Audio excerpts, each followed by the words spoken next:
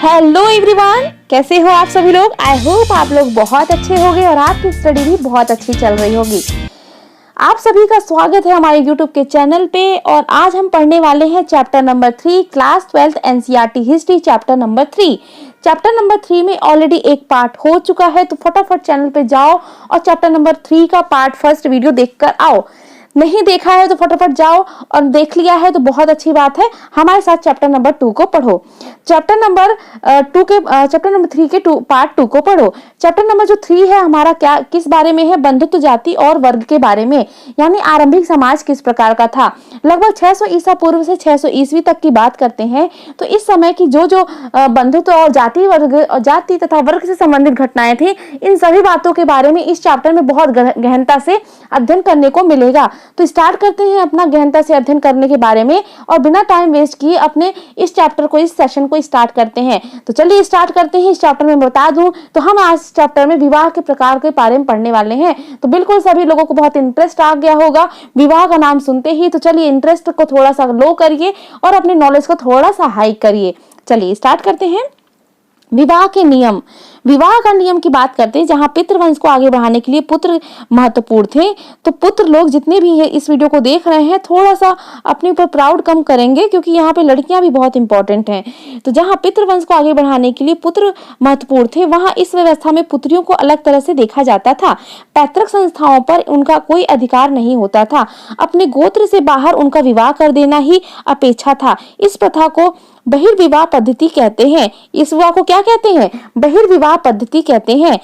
और इसका तात्पर्य था कि ऊंची प्रतिष्ठा वाले परिवारों की कम उम्र की कन्याओं और स्त्रियों का जीवन बहुत सावधानी से नियत किया जाता था, जिससे उचित समय और उचित व्यक्ति से उनका विवाह किया जा सके। इसका प्रभाव यह हुआ कि कन्यादान अथवा विवाह में कन्या की भेंट को पिता का महत्वपूर्ण धार्मिक कर्तव्य माना गया। तो मैं आपको बता दूं, जो हमारा जो समाज है यहाँ पर क्या है, विवाह को बहुत इंपॉर्टेंस देते हैं, है ना। आपको जाति व्यवस्था जब भी स्टार्ट होती है तो उसमें विवाह का जो प्रश्न है वो जरूर आता है। मैं आपको कुछ चीजें बताती हूँ।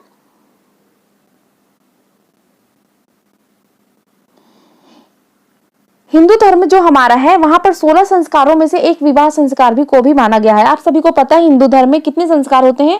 16 संस्कार होते हैं और उन्हीं 16 संस्कारों में से एक कौन सा होता है? विवाह, जिसे मैरिज कहते हैं। एक प्रमुख संस्कार है। यह एक बेहद पवित्र संस्कार है जिसे बहुत ही विधि विधान से धर्मशास्त्र के अनुसार वेद मंत्रों के साथ संपन्न किया जाता है। हिंदू विवाह मात्र भोगलिस्पा का साधन नहीं है, यह एक धार्मिक संस्कार है। संस्कार से अत्यंत अंतः शुद्धि होती है और शुद्ध अंतःकरण के से ही दाम्पत्य जीवन सुखमय व्यतीत होता है। अन्य धर्मों से अलग हिंदू विवाह पद्धति पति और पत्नी के बीच जन्म जन्मांतरों का संबंध होता है, जिसे किसी भी परिस्थिति में तोड़ा नहीं जा सकता। ठीक है। विवाह के प्रकार की मैं बात करूं, जब हमने इस चैप्टर में पढ़ा है विवाह, तो विवाह के प्रकार की बात करते हैं। हमारे भारत में विवाह के प्रकार कितने प्रकार से हैं? तो ग्रह सूत्र और स्मृतियों में विवाह के 8 प्रकारों का उल्लेख किया गया है। कितने ग्रह सूत्र जो और स्मृतियां हैं, जैसे कि मनुस्मृति हो गई, उसमें 8 प्रकार के विवाहों का उल्लेख आपको देखने को मिलेगा। हालांकि वशिष्ठ में 6 विवाह स्वरूपों का ही उल्लेख किया गया है, किंतु मनु समेत अनेक स्मृतियों में, ग्रह सूत्रों में, पुराणों में 8 प्रकार की विवाह का उल्लेख किया गया है। वो 8 प्रकार के विवाह कौन से हैं? तो ब्रह्म विवाह, दैव विवाह, आर्ष विवाह, प्रजापात्य विवाह, गंधर्व विवाह, असुर विवाह और राक्षस विवाह, पैचास विवाह। तो ये 8 प्रकार के विवाह हैं। बता दें कि विवाह 8 स्वरूप वास्तव में विवाह की 8 विभिन्न परिस्थितियों को स्पष्ट करता है। ठीक है।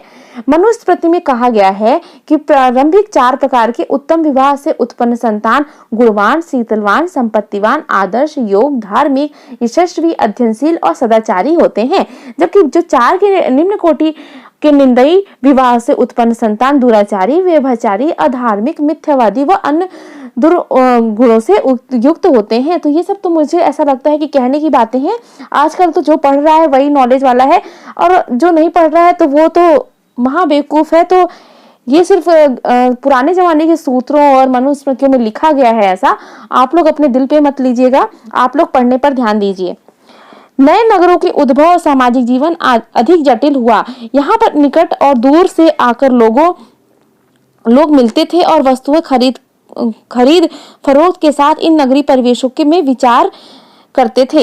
विवाह के प्रकार की मैं बात करूं तो विवाह के प्रकार में अंतर विवाह वैवाहिक संबंध समूह के मध्य होती थी। यह समूह एक गोत्र, कुल अथवा एक जाति या फिर किसी एक स्थान पर बसने वाले लोगों में होता था। तो अंतर जाति जो विवाह होता था कैसे होता था, कुछ मान लीजिए एक घेरे में कुछ लोग रहते हैं या फिर एक पूरा कस्बा हो गया, ऐसे लोग जहाँ पे रहते हैं तो वो लोग आपस में ही एक जाति के लोग होते थे, एक वंश के लोग होते थे, एक गोत्र के होते थे, वो आपस में ही विवाह करते थे। ऐसे विवाह को अंतर विवाह कहा जाता है।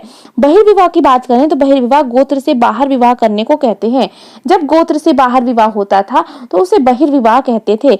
बहुपत्नी प्रथा एक पुरुष की अनेक पत्नियां होना सामाजिक परिपाटी थी। बहुपत्नी प्रथा क्या होता था कि एक व्यक्ति है और उसकी कई सारी पत्नियां हैं, उसे बहुविवाह कहते थे। बहुपति प्रथा एक स्त्री के अनेक पति होते थे। तो एक स्त्री के जब अनेक पति होते थे तो उसे बहुपति कहते थे। क्लियर हुआ? आगे बढ़ते हैं। का आदान प्रदान होता था। संभवतः इस वजह से आरंभिक विश्वासों और व्यवहारों को प्रश्न चिन्ह लगाए जा सकते हैं। चैप्टर नंबर 4 में हम देखेंगे। इन चुनौतियों में जवाब में ब्राह्मणों ने समाज में के लिए विस्तृत आचरण संहिता तैयार की। ब्राह्मणों को इन आचार संहिताओं का विशेष पालन करना होता था, किंतु बाकी समाज जो हमारा था, बाकी समाज को भी इनका अनुसरण करना पड़ता था। लगभग 500 ईसा पूर्व से इन मापदंडों का संकलन धर्मसूत्र व धर्मशास्त्र नामक ग्रंथों में किया जाने लगा। इनमें सबसे महत्वपूर्ण जो था वो मनुस्मृति थी, ठीक है, जिसका संकलन 200 ईसा पूर्व से 200 ईस्वी के बीच हुआ है। कितना? 200 ईसा पूर्व से 200 ईस्वी तक के बीच हुआ है।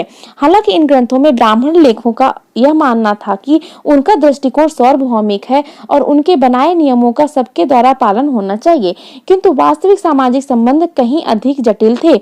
इस बात को भी ध्यान रखना जरूरी है कि उपमहाद्वीप में फैली क्षेत्रीय भिन्नता और संचार में बाधाओं की वजह से ब्राह्मणों का प्रभाव सार्वभौमिक कदापि नहीं था।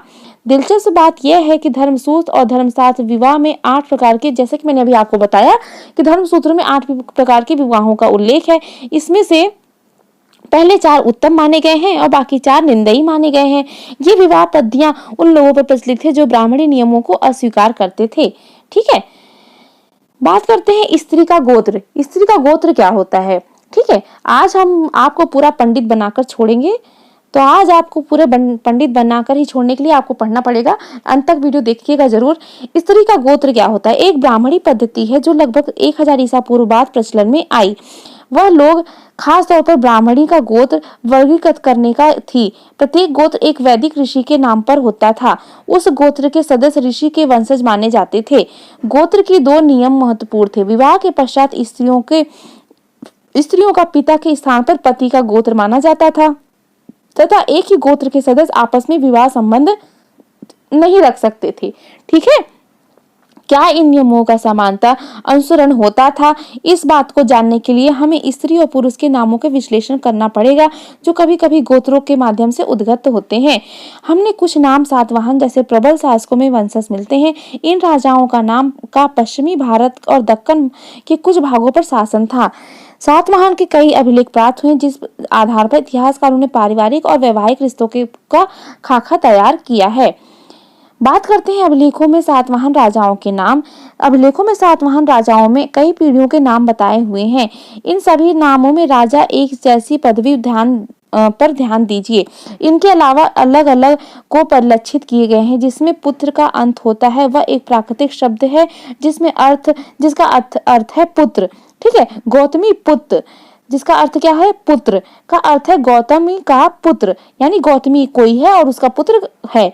गौतमी और विश्वती स्त्रीवाची नाम है गौतम और वरिष्ठ के, दोनों वैदिक ऋषि के जनक, जिनका नाम दोनों वैदिक ऋषि थे जिनके नाम पर गोत्र है। तो जैसे राजा गौतमी पुत्र श्री शतकर्णी, राजा वसिष्ठ पुत्र श्री पुलुमाई, राजा गौतमी पुत्र स्वामी श्री यम शातकर्णी, राजा माधुरी पुत्र स्वामी सकसेन, राजा हरित पुत्र चतपरन सतकर्णी, राजा हरित पुत्र विनहुकद। बड़े टफ नाम है, आप लोग पढ़ लीजिएगा। आगे बढ़ते हैं, उपनिषद के बारे में थोड़ा समझते हैं। उपनिषद में मात्र नाम क्या था? बृहदारण्यक उपनिषद में बृहदारण्यक उपनिषद में आरंभिक उपनिषदों में एक आचार्य और शिष्यों का उत्तरोत्तर पीढ़ियों की सूची मिलती है, जिससे कई लोगों को उनके मात्र नामों को निर्दिष्ट किया गया है। कुछ सातवाहन राजा बहुपत्नी प्रथा को मानने वाले थे। कुछ सात राजा क्या होते, बहुपति पत्नी को मानने वाले थे, जिसकी एक से ज्यादा पत्नियां होती हैं। सात महान राजाओं में विवाह करने वाली रानियों के नामों का विश्लेषण इस तथ्य को इंगित करता है कि उनके नाम गौतम और वशिष्ठ गोत्रों से उद्गत होते थे, जो उनके पिता के गोत्र थे। इससे प्रतीत होता है कि विवाह के बाद अपने पति के कुल के गोत्र को ग्रहण करने की अपेक्षा, जैसा कि ब्राह्मणी व्यवस्था में अपेक्षित था, उन्होंने पिता के गोत्र को ही कायम रखा। यह भी पता चलता है कि कुछ रानियां एक ही गोत्र से थीं। यह तथ्य बहिर्विवाह पद्धति के नियमों का विरुद्ध था। वस्तुतः यह उदाहरण है कि वैकल्पिक तथा अंतर विवाह पद्धति अर्थात बंधुओं में विवाह संबंध को दर्शाता है, जिसका प्रश्न दक्षिण भारत के कई समुदायों में था। बांधवों में ममेरे, चचेरे इत्यादि भाई बहन के साथ जुड़े गए विवाह संबंधों की वजह से एक सुगठित समुदाय उभर पाया था। संभवतः उपमहाद्वीप के और भागों में अन्य विविधताएं भी मौजूद थीं, किंतु उनके विशिष्ट विवरणों को पुनर्जीवित करना संभव नहीं हो पाया। क्या माताएं महत्वपूर्ण थीं?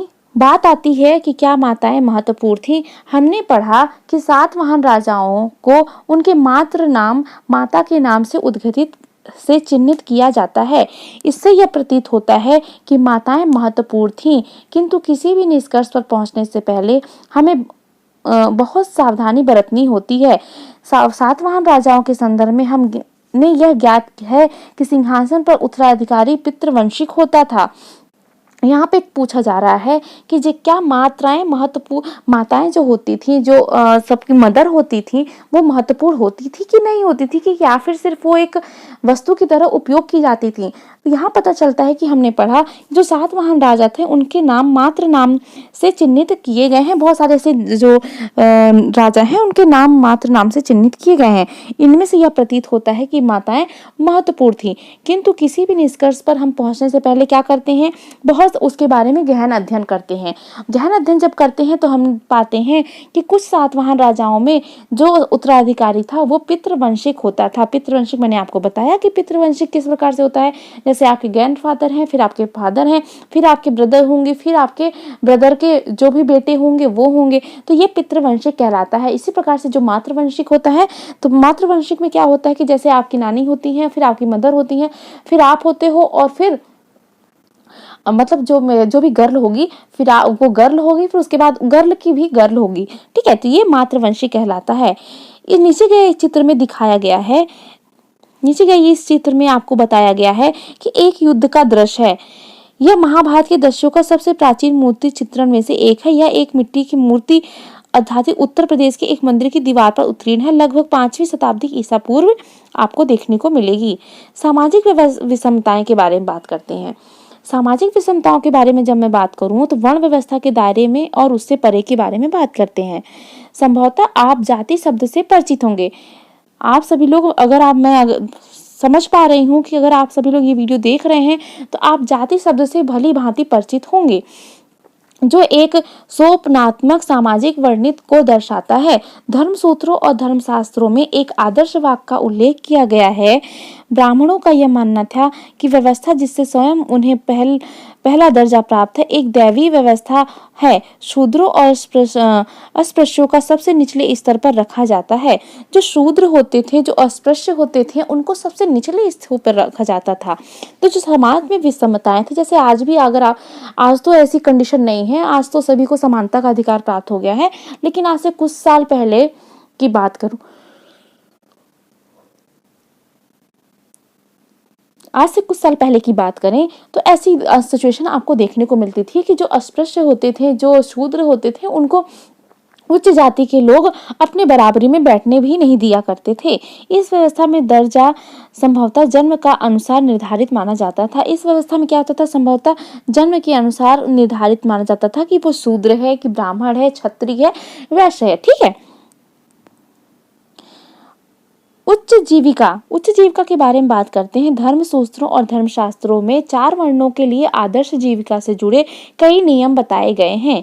ब्राह्मणों का जो कार्य था, जो ब्राह्मण वर्ग होता था, वो क्या करता था? अध्ययन, वेदों और शिक्षा यज्ञ कराने का कार्य करता था। जैसा कि जो आज के पंडित हैं, वो क्या करते हैं? हमें वेदों की जानकारी देते हैं, धर्मों की जानकारी देते हैं, यज्ञ कराते हैं, शिक्षा, और ये सारे काम कौन कराता है? ब्राह्मण कराते थे। उस समय तो क्या होता था? उस समय जो ब्राह्मण होते थे वो सिर्फ यही काम करते थे। लेकिन आज के ब्राह्मण क्या है? आज के ब्राह्मण तो हमें पढ़ाते भी हैं, हर एक फील्ड में आपको ब्राह्मण देखने को मिलेंगे। तो आज ऐसी व्यवस्था नहीं है। ये व्यवस्था की मैं कब की बात कर रही हूँ? 600 ईस्वी पूर्व से 600 ईस्वी तक की बात हो रही है। तो तब क्या होता था? ब्राह्मणों का कार्य सिर्फ शिक्षा देना होता था, वेदों की शिक्षा देना, यज्ञ कराना, ये सारे काम होते थे। तथा उनका काम दान देना और लेना होता था। तो दान देना और लेना किसका काम होता था?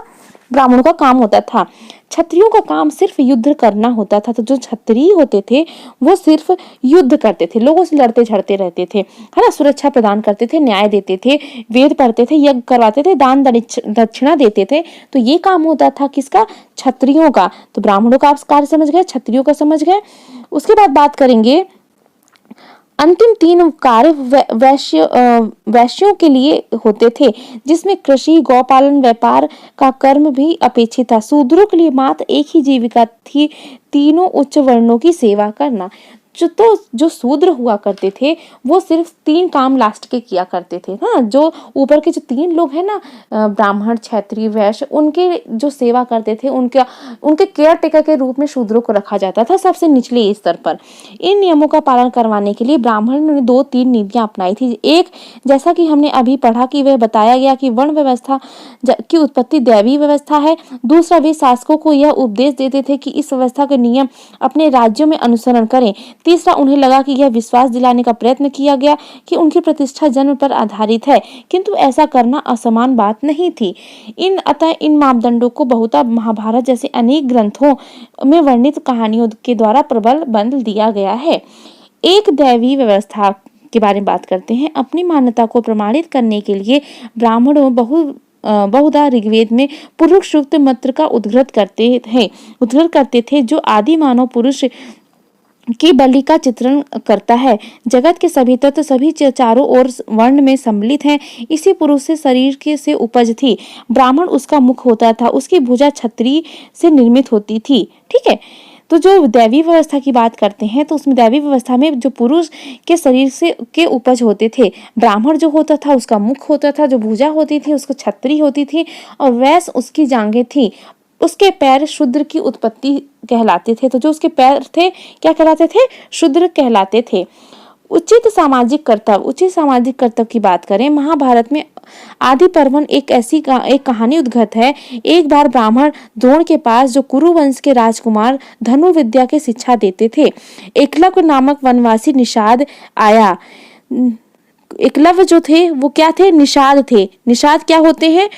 शिकारी होते हैं। क्या होते हैं? निषाद शिकारी होते हैं। तो एकलव्य क्या थे? वो शिकारी थे और वो धनु विद्या सीखने के लिए आए। ठीक है। द्रोण ने जो धर्म समझाते थे उसे शिष्य के रूप में स्वीकार करने से मना कर दिया। क्यों? क्योंकि वो शिकारी थे। एकलव्य ने वन में लौटकर मिट्टी से द्रोण की प्रतिमा बनाई और उसने उसको अपने गुरु माना। वो स्वयं ही तीर चलाने का अभ्यास करने लगा। समय के साथ वह तीर चलाने में सिद्धस्त भी हो गया। एक दिन कुरु राजकुमार अपने कुत्ते के साथ जंगल में शिकार करते हुए एकलव्य के समीप पहुंच गए। कुत्ता काले मृग की चमड़ी के वस्त्र में लिपट निषाद को देखकर भौंकने लगा। क्रोधित होकर एकलव्य ने अपने सात तीर चलाकर उसके मुंह बंद कर दिए। जब वह कुत्ता लौटा तो पांडव तीरंदाजी का यह उद्भट दृश्य देखकर आश्चर्यचकित हो गया। उन्होंने एकलव्य को तलाशा और उसने स्वयं को द्रोण का शिष्य बताया। द्रोण ने अपने प्रिय शिष्य अर्जुन से एक बार यह कहा था कि वह उनके सभी शिष्यों में अद्वितीय तीरंदाजी बनेगा। ठीक है। कौन? अर्जुन। अर्जुन ने द्रोण को उनका यह प्रण याद दिलाया। द्रोण एकलव्य के पास गए, जिन्होंने अपना गुरु मानकर प्रमाण किया। तब द्रोण ने गुरु दक्षिणा के रूप में एकलव्य से उसके दाहिने हाथ का अंगूठा मांग लिया। क्यों? क्योंकि वहां पे वो अर्जुन को महान बताना चाहते थे। एकलव्य ने फौरन गुरु को अपना अंगूठा काट के दे दिया। जब अब एकलव्य तीर चलाने के लिए उतना तेज नहीं रहा। इस तरह द्रोण ने अर्जुन को दिए गए वचन को निभाया और कोई भी अर्जुन से बेहतर धनुधाधारी नहीं बन सका। तो देखें क्या स्कैम होता था उस समय भी। अक्षत्रिय राजा की बात करते हैं। शास्त्रों के अनुसार केवल क्षत्रिय राजा हो सकते थे, किंतु अनेक महत्वपूर्ण राजवंशों की उत्पत्ति अन्य वर्णों से भी हुई है। मौर्य वंश की बात करें, जिसमें एक विशाल साम्राज्य पर शासन किया, के उद्भव पर गर्मजोशी की बहस होती रही। बाद में बौद्ध धर्म से यह इंगित किया गया कि वे क्षत्रिय थे।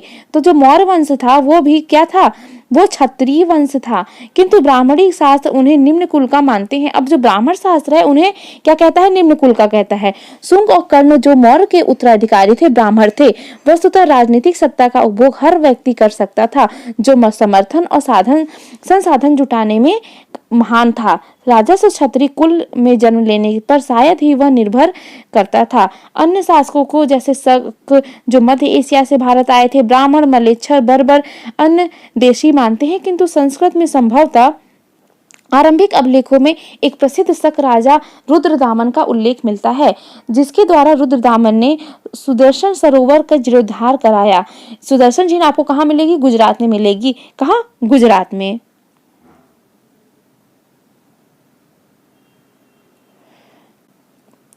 सुदर्शन झील कहाँ मिलेगी, गुजरात में। एक शक्तिशाली मलेश संस्कृति परिपाटी से अवगत थे। एक और दिलचस्प बात है कि सातवाहन कुल के सबसे प्रसिद्ध शासक गौतमी पुत्र श्री सतकर्णी ने स्वयं का अंगूठा ब्राह्मण और साथ ही क्षत्रिय के दर्प का हनन करने वाले का बताया था। उसने यह भी दावा किया कि 4 वर्णों के बीच वैवाहिक संबंध होने पर उसने रोक लगाई, किंतु फिर भी रुद्रदामन के परिवार से उनके विवाह संबंध स्थापित किए। जैसा आप इस उदाहरण से देख सकते हैं कि जाति प्रथा के भीतर आत्मसात होना बहुधा एक जटिल सामाजिक प्रक्रिया थी। सातवाहन स्वयं को ब्राह्मण वर्ण का बताते थे, जबकि ब्राह्मण शास्त्र के अनुसार राजा को क्षत्रिय होना चाहिए था। वे चतुष्वर्णीय व्यवस्था की मर्यादाओं को बनाए रखने का दावा करते थे, किंतु साथ ही उन्होंने लोगों को वैवाहिक संबंध में स्थापित करते थे इस वर्ण की व्यवस्था से बाहर थे। जैसा कि हमने देखा कि अंतर्विवाह पद्धति का पालन करने और न ही बहिर्विवाह प्रणाली का, जो ब्राह्मणी ग्रंथों में प्रस्तावित था।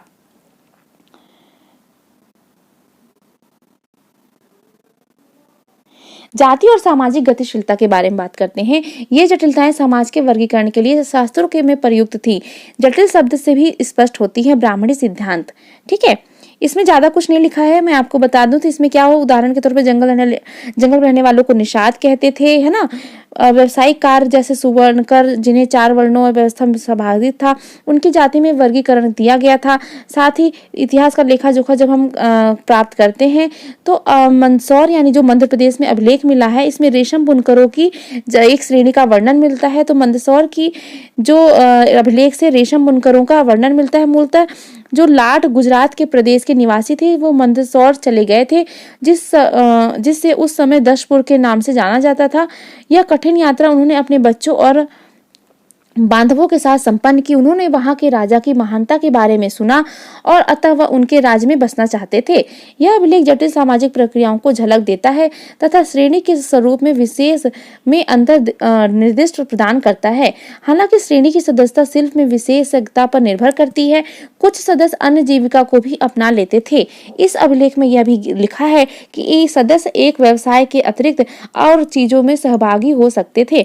सामूहिक रूप से उन्होंने शिल्पकर्म से अर्जित धन को सूर्य देवता के सम्मान में मंदिर बनवाने पर खर्च किया था। ठीक है, ये जानकारी हमें कहाँ से मिलती है, मध्य प्रदेश से प्राप्त मंदसौर अभिलेख से। तो कैसा लगा ये वीडियो, हमें कमेंट सेक्शन में लिखकर जरूर बताइएगा। साथ ही बताइएगा कि आपके लिए ये वीडियो कितना बेनिफिशियल था और आपको इस वीडियो से कितना लाभ मिलता है, मुझे कमेंट सेक्शन में जरूर लिखकर बताइएगा। हमारे लिए फीडबैक देना आपका बहुत जरूरी काम है और आपका जरूरी काम एक और है जो मैं बार बार नहीं बोलूंगी, क्योंकि हमारा काम है आपको इन्फॉर्मेशन देना, जो कि मैंने दे दी। अब आपका काम है लाइक एंड सब्सक्राइब करना, तो वो आपका काम है। तो बिल्कुल आप अपने काम को ऑनेस्टी पूर्वक करिएगा। मिलते हैं नेक्स्ट वीडियो में एक नए टॉपिक के साथ, नए पॉइंट्स के साथ, नए तरीके से, नए अंदाज में। तब तक के लिए खुश रहिए, पढ़ते रहिए, मुस्कुराते रहिए। धन्यवाद।